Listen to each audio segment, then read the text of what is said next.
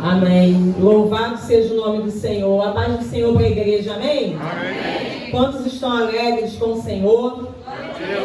Glória a Deus por isso. Eu também estou muito alegre de poder estar aqui, de poder, sempre falo isso, poder entrar aqui andando com, quase eu posso dizer com propriedade, ainda tenho alguma dificuldade, mas o Senhor me deu uma grande vitória e eu fico muito alegre por estar aqui na casa do Senhor. Quem não me conhece, eu sou Beatriz Benevides, sou do Pau da Fome, da comunidade do Evangelho Pleno. Estou aqui mais uma vez para trazer a mensagem do Senhor. Foram momentos muito difíceis, teve cultos que eu vim de chinelo, não tinha como calçar outro sapato, não tinha como vir de outra forma. As irmãs aqui já me conhecem, sabem a dificuldade que eu estava. E a gente fica até um pouco envergonhada, porque eu ainda não posso me ajoelhar, porque a dificuldade para levantar ainda é muita, pela falta de força na perna. A gente perde musculatura. Eu fiquei 2 meses sem andar, depois mais um mês andando de muleta, e fora 1 ano e meio esperando para fazer a cirurgia, mas era esperando tratamento. Então, a gente ainda tem muita dificuldade para algumas coisas. E como essa mensagem fala de todo joelho se dobrar, a gente fica triste, porque em casa ainda consigo, eu posso me levantar, segurar na cama, mas na igreja fica difícil. E quem não sabe, às vezes acha que a gente não está fazendo por temor a Deus. Mas eu glorifico e exalto o nome do Senhor por essa mensagem, por esse livro. E o tema dessa campanha, o versículo-chave que está lá em Filipenses, capítulo 2, no 9 e no 10. E quando a pastora falou comigo no domingo, acho que foi domingo pela manhã, e eu aceitei porque eu já estava para vir aqui e eu não conseguia, não tinha dias para poder vir. E eu falei, eu vou aceitar antes que alguma coisa apareça e eu não possa fazer a vontade do Senhor. E diz assim, né, que está escrito, que, vamos ler aqui na Bíblia, Filipenses 2, 9 e o 10. Pelo que também Deus o exaltou sobremaneira e lhe deu um nome que está acima de todo nome, para que o nome de Jesus todos os joelhos se dobrem, e nos céus, e na terra, e debaixo da terra. Amém? Pode sentar. Pode aplaudir o Senhor, igreja.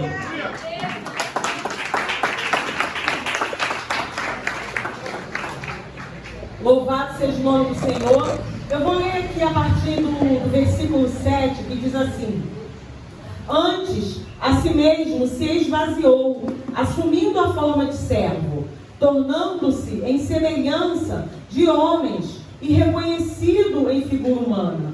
O 8 me diz assim: a si mesmo se humilhou, tornando-se obediente até a morte, morte de cruz.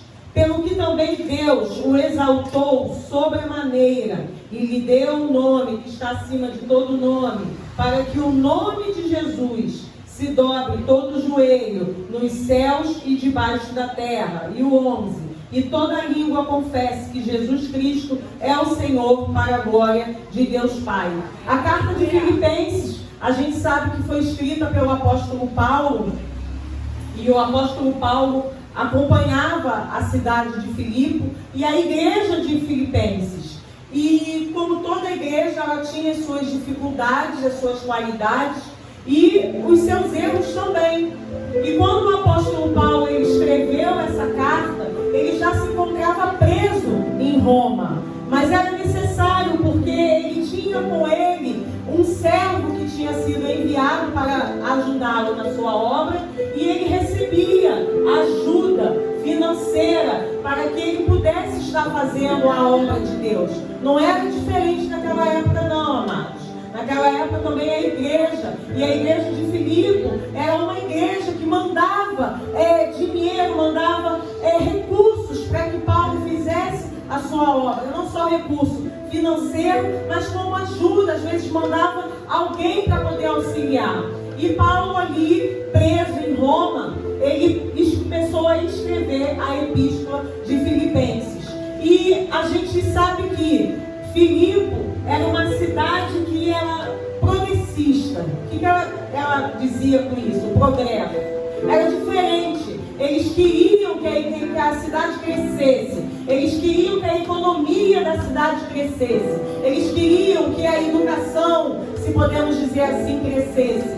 Eles eram tão avançados ali no seu pensamento, no seu entendimento, que as mulheres tinham lugar na obra. Tanto que nessa época havia ali uma dissensão entre Lídia e entre outras mulheres ali na igreja, e o apóstolo Paulo ele estava ciente disso e ele escreveu essa epístola. Porém, é uma epístola que traz para nós e trouxe a mensagem daquele homem de Deus, falando a todo tempo, exortando a todo tempo a igreja de Filipe na época e hoje também a se entregar ao Senhor, a entregar a sua vida ao Senhor, a fazer a vontade do Senhor, a fazer aquilo que Deus tem para mim e para você. E o apóstolo Paulo começou a exortar, começou a chamar a atenção de Filipenses, começou a chamar a atenção da igreja para o nome do Senhor, porque muitas vezes estamos dentro da casa do Pai, mas não estamos entendendo que é a vontade do Pai.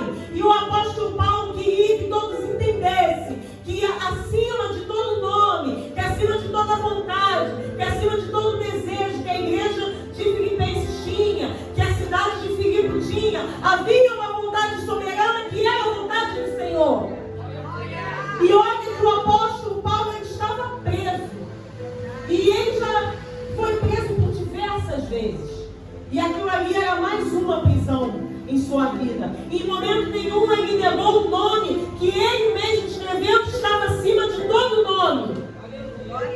E Paulo ali, ele começou a chamar a atenção daquela igreja, começou a escrever a sua epístola. Eu anotei aqui algumas coisas que me chamaram a atenção, porque no versículo 7 diz assim: antes a si mesmo se esvaziou.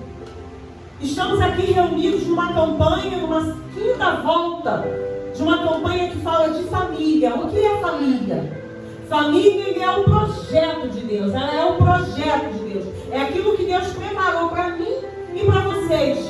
Deus não preparou a apóstola ali, ela leu a partir de Gênesis, o capítulo 1, e se a gente continuar lendo, a gente vai ver que Deus ele não preparou o homem para viver sozinho. Ele não fez, ao contrário de que algumas religiões, não falando de religiões, mas de alguns lugares, né, obstém o homem ou separa a mulher, mas Deus ele criou o homem e a mulher. Ele criou Adão e depois da costela de Adão ele criou Eva. Para quê? Para que eles formassem uma família. E o que estamos fazendo aqui neste lugar, falando e declarando no altar do Senhor sobre a nossa casa, sobre a nossa família. E o que o apóstolo Paulo queria? Que eles ficassem arraigados, que eles ficassem firmes, que eles ficassem presos ao conteúdo que Deus mostrava para eles, que era a família. Glória a Deus. Queridos, não adianta eu estar preocupado lá fora se eu deixo a minha casa destruída. Não adianta eu estar preocupada com a casa do irmão, com a igreja da irmã, com a saúde de fulano, de ciclano, se eu não estou preocupada com a minha casa, com a minha família, com o meu esposo, com o meu filho. Claro que tem dias que a gente sai da nossa casa e a gente deixa uma situação difícil. E que a gente não sabe que ao retornar, a gente não sabe a forma que a gente vai encarar aqueles problemas que estão lá dentro. Todos nós aqui somos humanos, a pastora falou no início, ninguém aqui é super-homem ou super-mulher. Somos de carne e passamos dificuldade, adversidades financeiras, na saúde.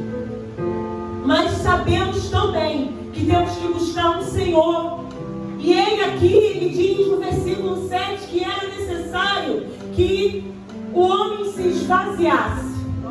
Era necessário que eu e você, que estamos aqui hoje, na presença daquele que pode todas as coisas, como já foi dito pela missionária, mas é necessário que a gente tome a atitude de esvaziar-se. E o que significa esvaziar-se? Esvaziar-se, retirar o conteúdo. Quando eu acabar de beber essa água, esse copo ele vai ficar vazio. E aí a pastora, ou as irmãs, ou os irmãos vão poder fazer dele o que bem entender. Colocar refrigerante, colocar suco, colocar água, ou deixar ele encostado vazio. Porém, quando eu e você ficarmos vazios, desocupados, esvaziar-se significa desocupar algo, tirar algo. A cadeira está vazia, aquele lugar está vazio. Então, se ele está vazio, é sinal que algo pode ser feito com ele. Se esse copo hoje, nesse momento, está com água, não significa que amanhã ele poderá estar cheio de outra bebida, de suco, que ele não poderá estar sendo servido na Santa Ceia. Não significa hoje que eu vou esvaziar-me, então eu vou ficar vazia. Não, queridos, você vai esvaziar para que Deus venha te encher. E se o apóstolo Paulo colocou, ele definiu que ele se esvaziou, que o Senhor Jesus esvaziou-se. E se eu e você somos a semelhança e buscamos semelhantemente as coisas que vêm do alto, precisamos tomar a atitude de colocar para fora, de tirar, de esvaziar-se, desocupar de. A pastora falou de trabalho. Existem pessoas que Deus fecha a porta de trabalho. E eu sou uma delas, a minha irmã é uma delas, e não foi por falta de tentativa que a gente tentou. O ser humano ele tem uma coisa de teimosia, que isso é sobrenatural, né? Eu acho que ultrapassa qualquer coisa que é a teimosia. A criança ela já nasce com a teimosia e depois fica jovem e adulta. E eu falo por mim porque eu também tenho. Eu tenho meu tratamento, muitas coisas. E a gente tem que entender que se tem um lugar que ele está cheio, não tem como ele ser completado, não tem como ele estar cheio de outra coisa. A gente quando estuda, a gente entende, é ensinado para nós que dois corpos não ocupam o mesmo lugar. Então, o mesmo líquido ele não vai poder ocupar esse mesmo copo. A não ser que seja um líquido distinto, seja um azeite. E aí, a gente vê o milagre da separação, que já foi falado aqui também. A não ser que seja um azeite. E nessa noite, o que Deus está fazendo realmente é derramando o azeite nesse lugar. Porque se você se esvaziar, querido, não pensa que você vai sair daqui oco, não. Não pensa que eu larguei a minha casa, os meus afazeres, que eu não tenho nada para fazer, porque eu não trabalho mais fora, porque eu tenho muita coisa para fazer. E talvez eu tivesse motivo, jovem, para ficar dentro do meu quarto chorando. Porque eu estou clamando também por a vida de uma pessoa que é muito especial para mim. E todos os dias, quando eu acordo, eu não sei de que forma eu vou receber notícias dela. Mas a gente entende que a gente tem que tomar uma atitude. O apóstolo queria ensinar aquela igreja a se movimentar, mas se movimentar de forma diferente. Se movimentar no sentido de ir para frente. De ser uma igreja progressista, sim, mas progredir para aquilo que é certo. Então é necessário esvaziar-se. E aqui depois ele começa a dizer, assumindo a forma de servo.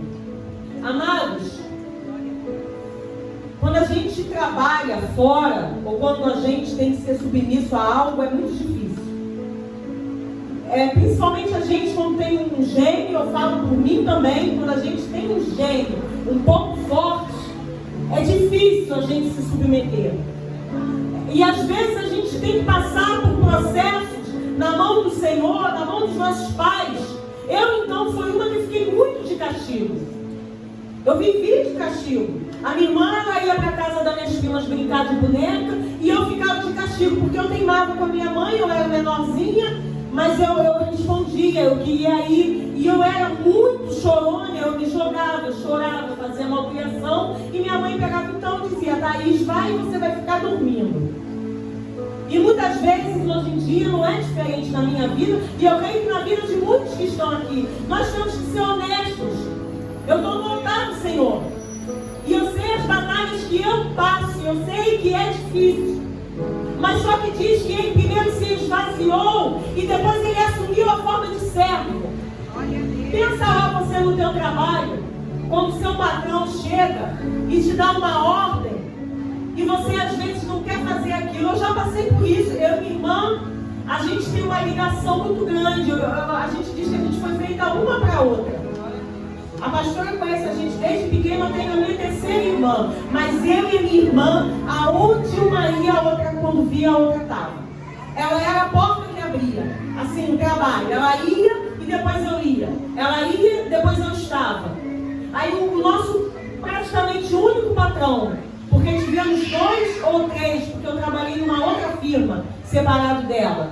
Mas o segundo e o terceiro foi o mesmo. E nós andávamos juntos. E o meu último patrão era difícil de obedecer. Porque um dia ele decidiu uma ordem, ele queria a impressora assim. No outro dia ele já queria a impressora virada de outra forma.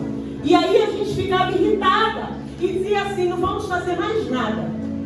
Tinha câmera na loja e a loja ela tinha bastante funcionários e os funcionários ficavam assim, tipo vocês aí, mas todo mundo junto no canto só. E a gente lixava a unha, a gente conversava e a gente não fazia mais nada. Sabe por quê? Desobediência, malcriação. A minha irmã trabalhou 20 e tantos anos. E era um patrão que podia chegar e puxar a orelha da gente. Porque a gente já tinha muita intimidade com ele. E com Deus, amados, não é diferente. Quando você esvazia, quando você desocupa, quando você dá um lugar para Ele. Eita, Deus da glória! Na banda lavaço, em campo, lavaço, te comandasse. E Ele diz, assume uma forma. Ei, mas eu já tenho a minha forma. Eu gosto de usar brinco, gosto de usar anel, não gosto de usar calça, às vezes tem gente que gosta, tem pessoas, mas é assumir a forma de servo. O que é ser servo, querido? É submissão, é dependência de outra pessoa, submeter-se à vontade de quem? Sabemos que temos o livre arbítrio. A gente tem um Deus que é tremendo, é maravilhoso. Eu poderia hoje não estar aqui, estar na minha casa, véspera de feriado. Meu filho estava brincando, falou que ia jogar botão lá fora com meu esposo, na porta da igreja, com o pastor, com os irmãos, eles brincam de botão. E eu podia também estar lá. Mas a gente tem um chamado. O próprio apóstolo Paulo, ele diz que uns são chamados para apóstolo, outros são chamados para evangelista, outros são chamados para pastor, outros são chamados para diácono, outros são chamados para servir a água, outros são chamados para tomar conta, para limpar, e então para tudo junto, porque eu gosto de fazer tudo junto. Gosto de cuidar de criança, gente. Eu e minha irmã, a gente é uma pipoquinha. A gente gosta de pular e tá em tudo que é lugar, então a gente já fez de tudo dentro da igreja. Alguns dias atrás eu conversei com o meu pastor de algo, de alguns conflitos mesmo, e eu disse para ele, olha, vamos fazer um acordo? Me bota 2 anos para lavar o banheiro da igreja. Vamos combinar? Eu não quero fazer oratória, eu não quero abrir culto. Deixa eu lavar o banheiro. Eu garanto para o senhor que o banheiro vai estar limpo no culto, vai estar limpo na consagração, e ele sabe, ele me conhece. Eu já vim aqui mancando, com o pé inchado, passando mal. Eu só não vou se eu estiver morrendo. E eu também quase desmaiei aqui nesse altar. Elas são testemunhas disso durante o meu processo. Para poder cumprir a palavra. Eu disse para ele, deixa eu lavar o banheiro. Eu lavo por 2 anos no livro. Porque as pessoas não querem se submeter a alguma coisa. Elas só querem se submeter a algo que chame a atenção.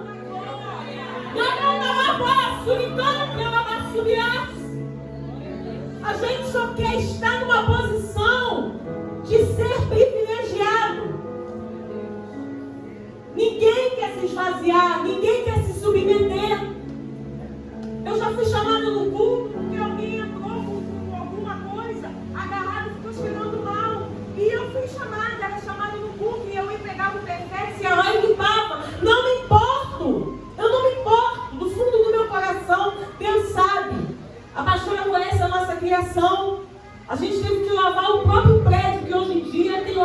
casamento, eu e minha irmã.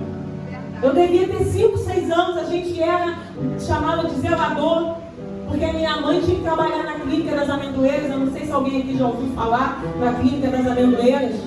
E eu e essa irmã, a gente não conseguia nem arrancar a borracha de incêndio que tinha no corredor, mas a gente precisava. Então eu já estou acostumada, eu não me incomodo. Existem coisas que talvez te incomodem, mas não me incomoda. Se a pastora eu acabar de pregar e disser assim, Bia, faltou alguém na cantina, fica um pouco para me ajudar, vocês estejam livres para me pedir, porque eu gosto.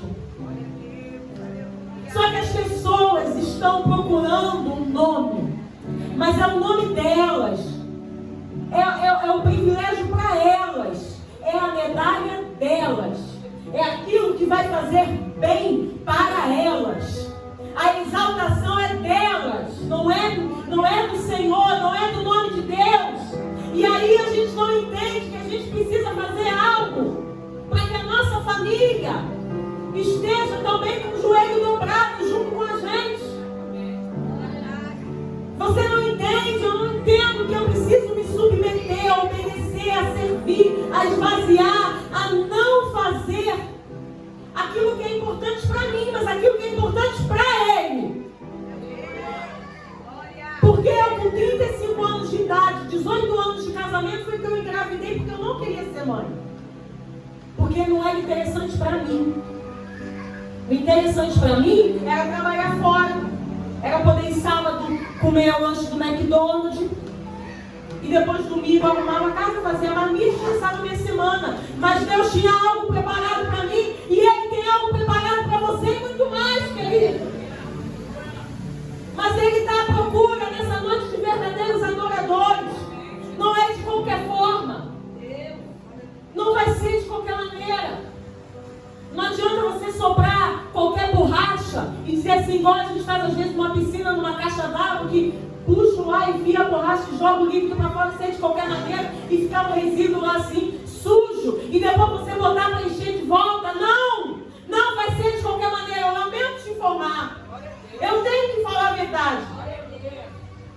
Eu tenho que dizer que você precisa fazer aquilo que é a vontade do Senhor, aquilo que está no céu, para que na terra Ele venha honrar o nome dEle, que é sobre todo nome, acima de todo nome, no céu e debaixo da terra.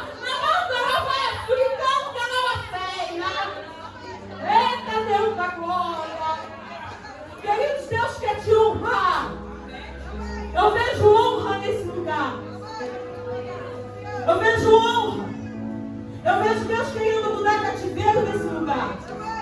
Eu vejo Deus querendo exaltar pessoas nesse lugar. Talvez seja eu mesmo. Mas eu estou entendendo que é uma noite diferente. Mas eu estou entendendo que Ele está fazendo um movimento diferente nesse lugar. É muito bom sentir o poder do Senhor. Mas o poder do Senhor a gente só sente através da palavra. Eu fico muito triste quando as pessoas chegam para mim e dizem assim, eu não entendo a palavra. É triste. Eu sei que Ele revela alguns detalhes da palavra para alguns que buscam com mais intimidade. E buscar dá trabalho. A pastora vai sair daqui com as irmãs, eu vejo lá. Buscar dá trabalho. Eu ainda não posso entrar num terreno arenoso, porque eu não posso sofrer nenhum acidente. Mas eu preciso buscar na minha casa. Eu preciso entender, para que eu tenha poder. Poder da Mulher Maravilha? Não. O poder de conseguir enfrentar as batalhas. O poder de colocar a mão em alguém e expulsar o demônio. Eita Deus da glória! Para que é que você está aqui, crente? O que é que você está fazendo na tua casa? Eu gosto de andar. Estava meio presa, mas graças a Deus Deus está conseguindo me fazer andar. Porque eu gosto de sentir a presença dEle. Ele é soberano, Ele é poderoso. E Ele chegou aqui nesse lugar para fazer algo novo. Ele chegou nesse lugar, não é campanha de qualquer coisa não, jovem. É campanha da família. É verdade. E Deus, quando pega uma família, Ele pega a família para curar. Ele não pega uma família para fazer qualquer coisa não. Ele não pega um homem, irmão, uma mulher talvez 2, 3, 4, 5 crianças, para chegar lá e fazer bagunça, e deixar tudo bagunçado, e deixar a mesa sem pão, sem café, não. Eu nunca vi alguém que busque de verdade o Senhor passar por alguma necessidade, ainda que não tenha dinheiro, mas Ele providencia de alguma forma. Ele leva alguém na tua casa.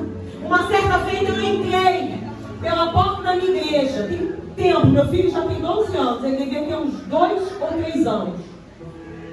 E meu filho, ele estava sem roupa de frio. E meu filho, ele era bem gordinho, bem fortinho mesmo, então tinha que ser uma roupa assim de uma criança melhor, não da idade dele. E eu preocupado no domingo com aquilo.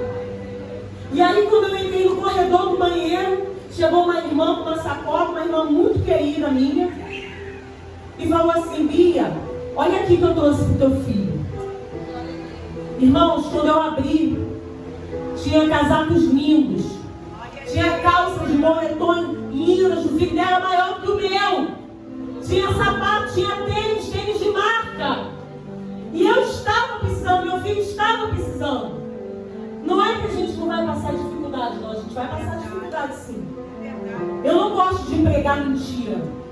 Eu não gosto de pregar, de chegar num lugar e dizer assim: olha, eu vejo chave descendo, eu vejo carro descendo. Irmã, eu também tenho uma promessa de um outro carro novo. Eu já passei vários processos com carro. Eu já tive carro zero, eu já tive carro importado, já tive vários carros. E a última promessa, o meu marido tocou um carro importado e eu me exaltei na carne. Falei: vai chegar um carro que eu estava querendo. Gente, diante do Senhor que está presente aqui nesse lugar. Por isso que eu falo que eu brigo, que eu sou teimosa. Eu andei num fórumozinho Fiesta, 2005, sei lá, 2003, 2004, eu acho que uns 3 meses, com dor nas costas, passando uma buraqueira tremenda. E eu dizia assim pro meu marido: por que você vendeu o carro? Por que você vendeu o carro? Se a gente tinha um carro bom, automático, importado, bonito, e agora eu estou andando. E detalhe, eu andava com as costas doendo porque o banco de trás do carro estava inclinado e era só mexer no ajustezinho. Eu olho que meu marido é inteligente pra caramba, ele entende de tudo de carro. Ele não foi lá, não mexeu uma vez. E eu com dor nas costas. Eu ia no mercado, voltava com aquele carro com cheiro de gasolina dentro, cheiro de combustível. A roupa, sabe quando sai fedorento? Igual às vezes a gente anda em van, em carro. Gente, foi uma aprovação que eu falava para Deus: eu não vou fazer mais nada. Porque o Senhor me deu uma promessa, agora eu estou andando nesse carro. E a gente procurando, irmão. Mas tinha uma palavra lançada sobre a minha casa. Eu quero dizer para você nessa noite que tem uma palavra lançada sobre a tua casa, sobre a tua vida. Na banda, lá, suricão, que é lá, ai, alabá, suricão, que é lá, séria. Ele lança a palavra. Ele manda o anjo que guerreia, ele manda o anjo mensageiro, irmão.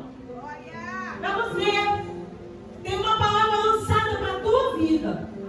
Quando você encostou ali, Deus me mostrava algo que você pedia ao Senhor. Algo que você tem pedido ao Senhor, algo seu particular para você, para a tua vida. Não é em vão que você está aqui. E o Senhor, Ele sabe o que Ele tem que acrescentar. E o tempo certo de te entregar. Entenda o que eu estou falando. Eu não estou brincando de profeta, de profecia.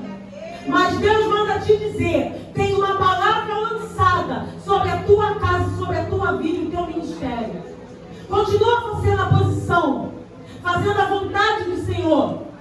É difícil, as pedras vêm, a gente sente vontade de parar, a gente sente vontade de recuar. Sabe por quê? A gente não tem necessidade nenhuma de estar pregando a palavra. A gente pode escolher. Deus não vai pegar ninguém e botar numa forca. Ele deixa eu e você livre. Mas Ele diz para você: continua. Continua, porque a tua necessidade eu vou suprir. Continua, porque eu vou chegar no tempo certo. Continua, porque eu vou te dar o que você precisa. Continua, não desiste, vaso. Não desiste, varão. insiste, porque a tua vitória vai chegar. E eu não gosto de brincar com as coisas de Deus, eu não gosto de brincar nem com as coisas da minha casa. Eu não gosto de brincar, eu não gosto de profetizar, nem quando a minha casa não está no altar da forma que tem que ser. Eu não saio, eu não prego, eu digo não. Quando as pessoas são particulares a mim, eu digo o motivo. Digo, eu não tenho vergonha nenhuma. Se um dia eu não quiser mais falar, eu sou normal igual todo mundo. Porque eu preciso ver ainda muitos joelhos se dobrarem.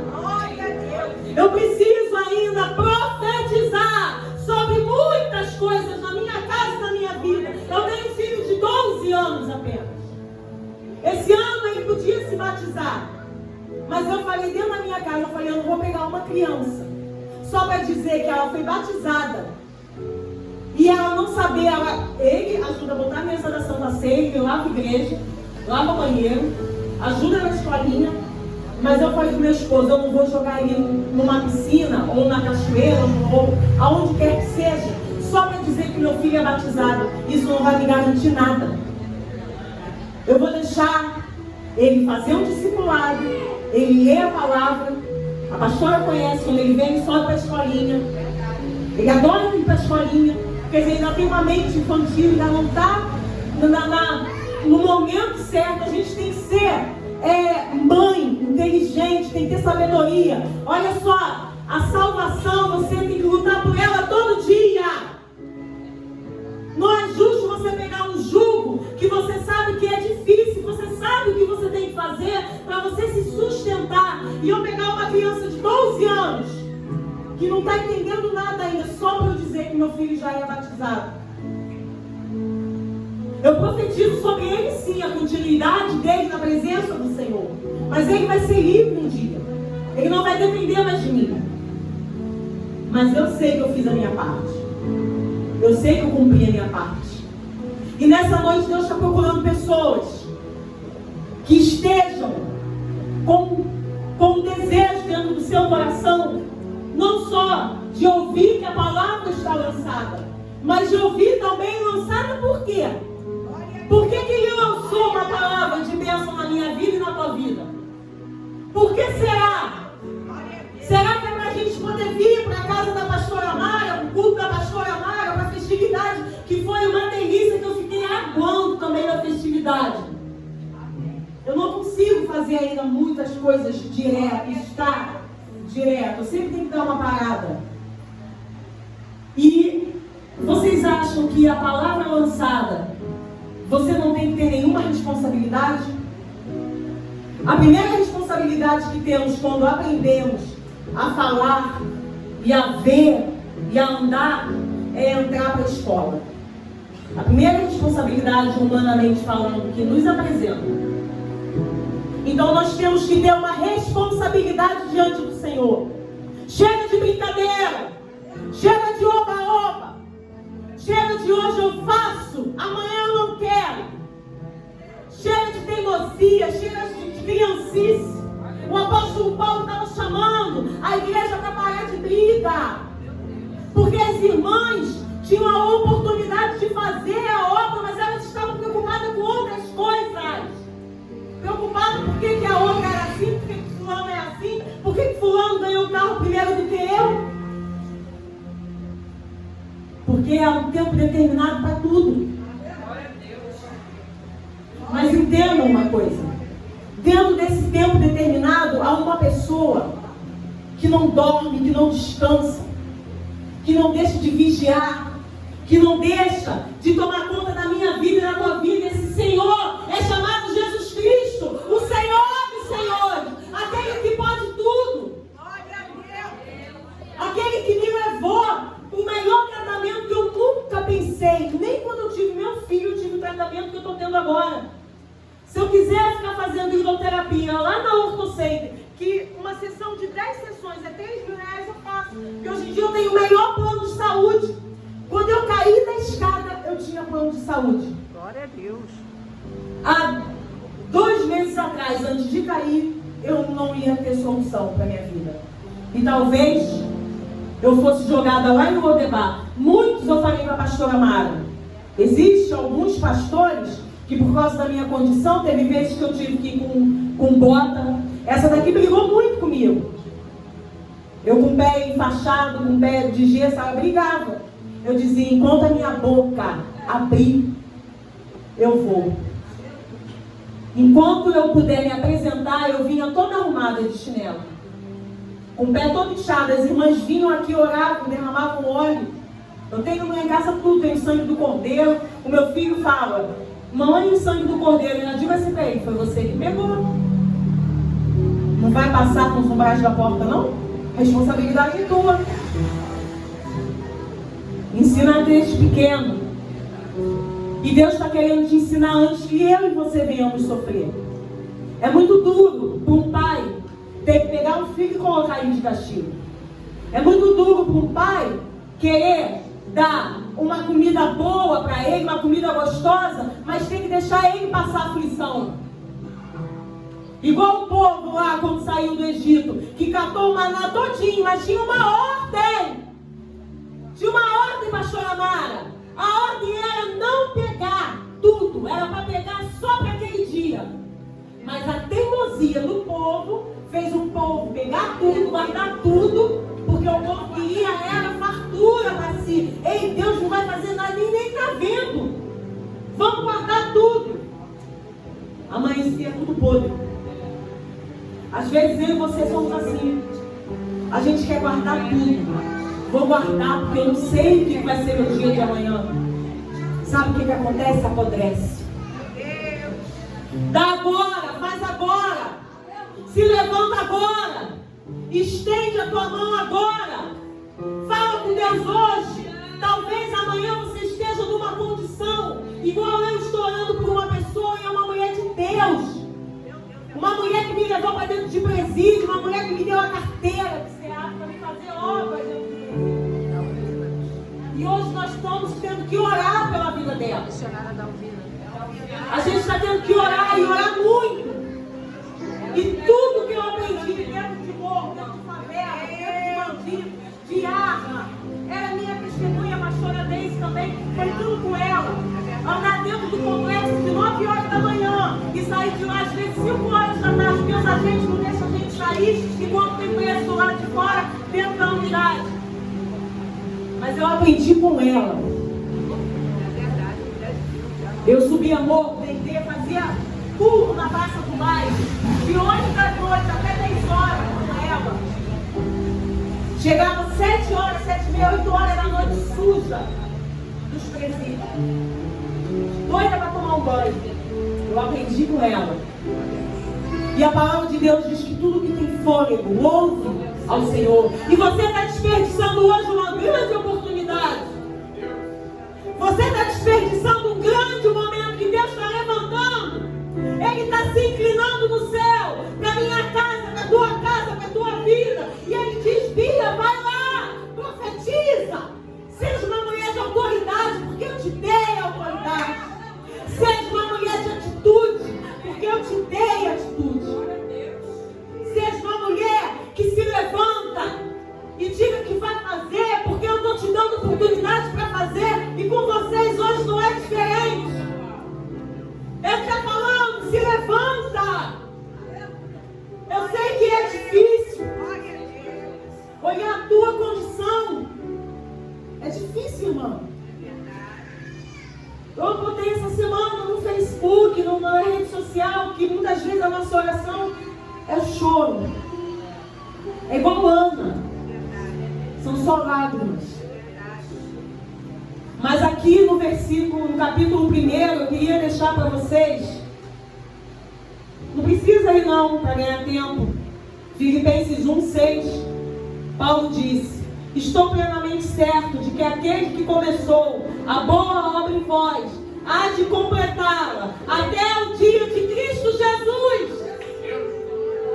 Aquele que começou a boa obra na minha casa, na tua casa, na minha vida, na tua vida, na banda abaixo, de canto, ai, decomanasse, subcanto, decomanasse.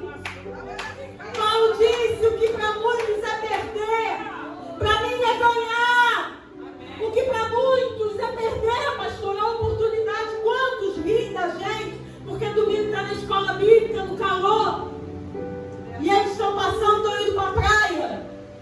mas o que para eles é lucro, eles acham que estão lucrando e a gente está perdendo. Mas Paulo disse ao contrário: o que para vocês é lucro, então achando que eu estou perdendo, eu é que estou lucrando. Eu estou lucrando na presença do Senhor, porque Ele vê as minhas aflições. Verdade. Glória a Deus. Ele vê a minha dor e a minha luta. Verdade. E Ele não me levantou e não te levantou nesse dia 30 de abril, véspera do primeiro dia de maio. E como a pastora falou, vai voar agora. Vai voar, já está voando. Ele não levantou uma igreja, uma pastora, os irmãos que sobem montes, pessoas para estarem reunidos para ouvir uma palavra para não fazer nada. Ele precisa que eu e você tomamos posse daquilo que é nosso por direito. É nosso por direito, porque o apóstolo, ele ia pregar para os judeus. Ele ia pregar para um povo que não queria. Um povo que era o povo do Senhor, que era de direito. Mas aí rejeitaram o Senhor. Rejeitaram aquela palavra. Rejeitaram a promessa. E aí, o que Deus fez? Ele ampliou. Ele me chamou, ei, vinde a mim, vocês que estão cansados, estão oprimidos, porque para quem eu preparei não queria. A gente não dá a festa e muitos rejeitam o convite, porque olha, a minha condição e a tua condição não vai ter camarão, escondidinho de camarão, vai ter lá no salgadinho, muito mal na sopa de ervilha, não vou não. Isso aí eu faço em casa, para mim. Não vou nada, tá bom? Vou comer isso, nada. Se tivesse um escondidinho de camarão, um salmão grelhado. Mas seja fiel um pouco, Senhor.